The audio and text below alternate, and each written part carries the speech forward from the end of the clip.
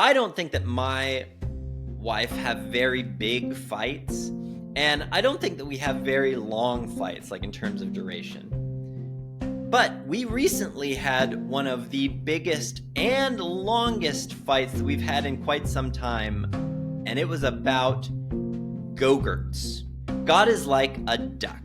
I purposefully picture a duck shedding water off of his back, and that to me is a picture of God's mercy to me. Welcome to the Christian Marriage Podcast, the only podcast on the entire internet about Christian marriage that I host. I'm Nick. I'm a Christian marriage coach. Thank you so much for being here. In this episode, we are going inside marriage. In this series, I break down interactions between me and my wife and let you know how I navigated these interactions either well or poorly. Remember that in this story, I'm going to be sharing it from my perspective and not at all from Sandy's perspective. That's because when you are in conflict, the only thing that you have to work with is your perspective and your ability to communicate. So I'm giving you this story as I experienced it with all of the ups, downs, and feelings associated with it so that you can get some ideas about how to manage yourself and communicate through your marriage interactions.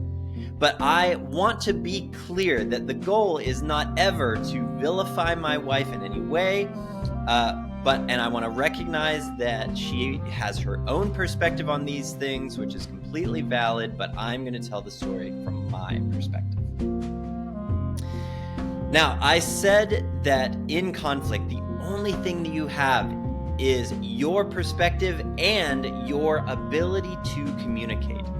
Well, before we dive in, I have a gift that I want to give you that can help you improve your communication in your marriage interactions. It's called the 7 Deadly Sins of Marriage Communication.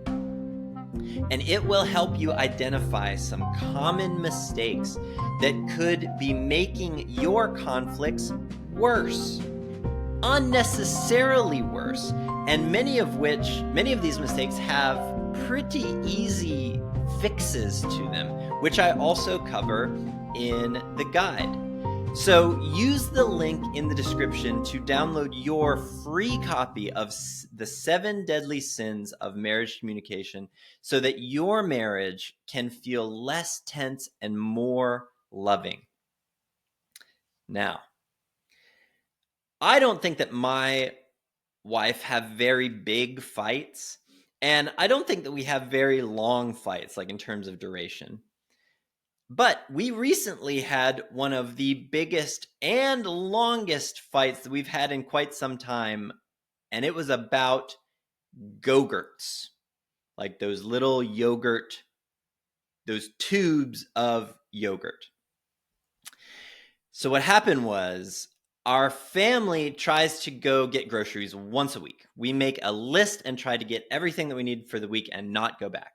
Well, it had been about 9 days since we had last gone grocery shopping, and we were running out of pretty much everything. So we had to stop and get a few things. Now, I was planning on going grocery shopping the next day. So in my mind, this was an in and out operation, if you know what I mean. But what I'm saying is we were there to just grab the essentials and bang it out. We call it a grocery quickie. But importantly, I had not communicated my expectations for this grocery quickie, or the fact that I was planning on going shopping the next day. And we were also already over budget for the month, which made my uncommunicated expectations even more Spartan.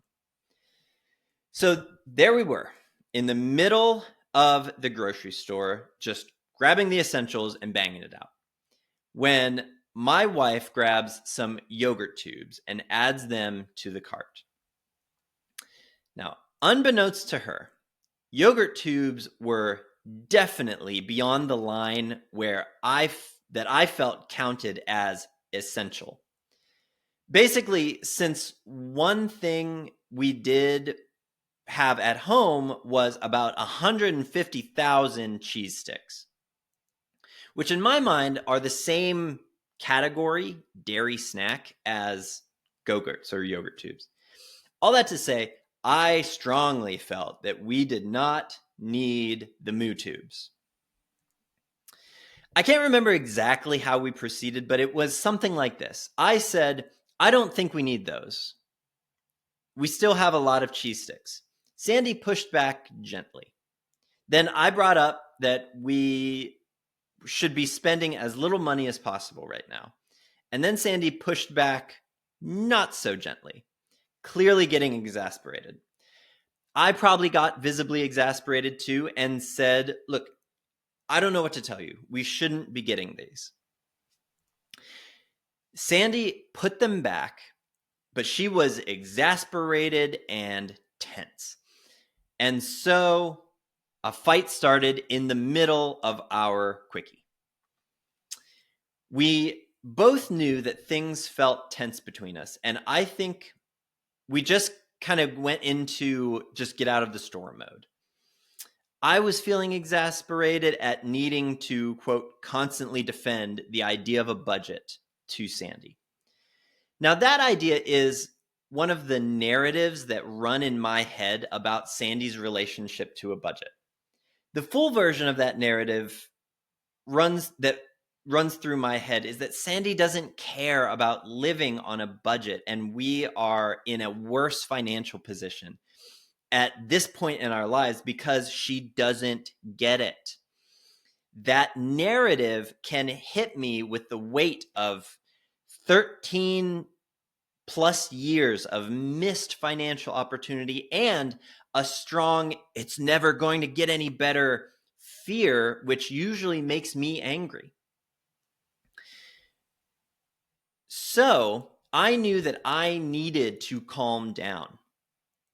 But on the way out of the store, Sandy made some passive-aggressive comments about how ridiculous I was being.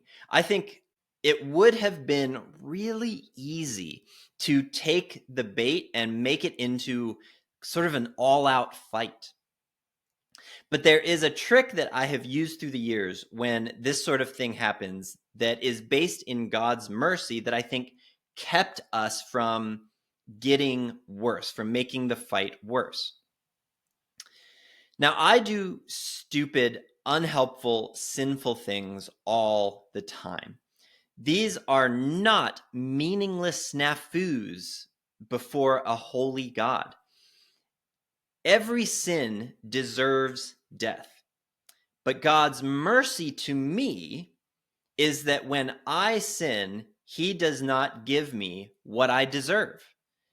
Psalm 103:10 says, God does not treat us as our sins deserve or repay us according to our iniquities. God is like a duck. My sin just rolls off his back. Of course, God is even better than a duck because he doesn't smell like wet feathers and pond scum. And because not only does he give us mercy, but he gives us grace in Jesus, who paid completely for all of our sin and completely takes it away and gives us blessing in return. So, the trick that I use in these kind of situations with my wife is when Sandy makes these unhelpful, angry, attacking, sinful comments, I literally say to myself, that was mean and sinful, and I don't need to respond. I say that in my head. And while I'm saying that, I purposefully picture a duck shedding water off of his back, and that to me is a picture of God's mercy to me. That helps me simply not respond to these kind of comments. And thereby, things don't get worse, which is important. We put a cork in the severity of how bad this fight gets. That's very important.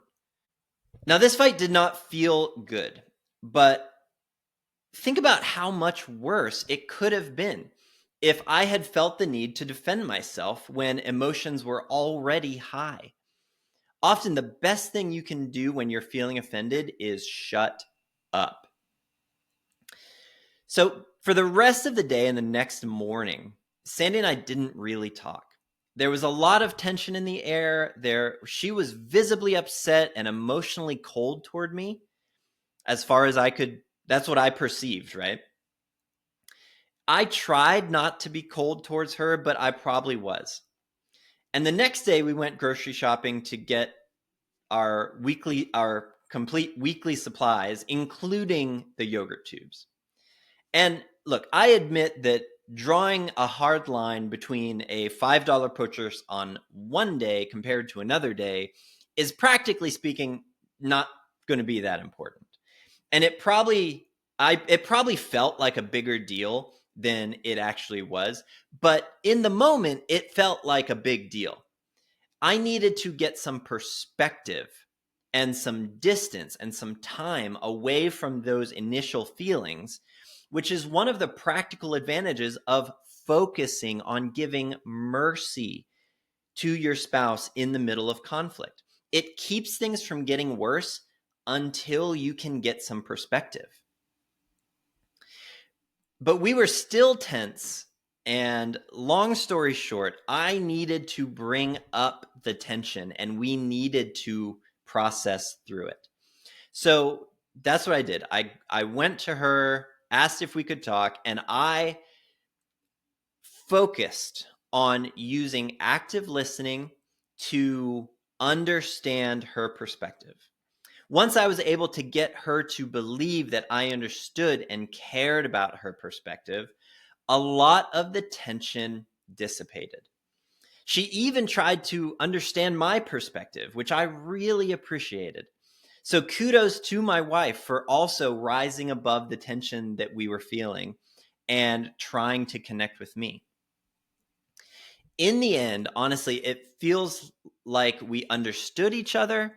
We still basically think that the other person is wrong, but we have committed to letting it not come between us, which is how it goes sometimes.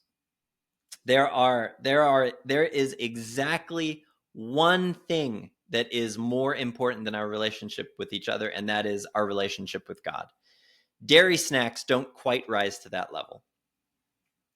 So, a few principles from this story that I think can help your conflicts. One, seek to actively communicate expectations before you do something. Whatever it is, grocery shopping, big trips that you're on, trips to your family, a lot of things could be avoided by actively communicating expectations before the thing actually happens. Secondly, beware of the narratives that you have that run through your mind on repeat about your spouse. In my experience, these narratives usually have some seed of truth to them, but they are horribly exaggerated, so much so that they become utterly false. Label them as your narratives. It's more about you than it is about your spouse.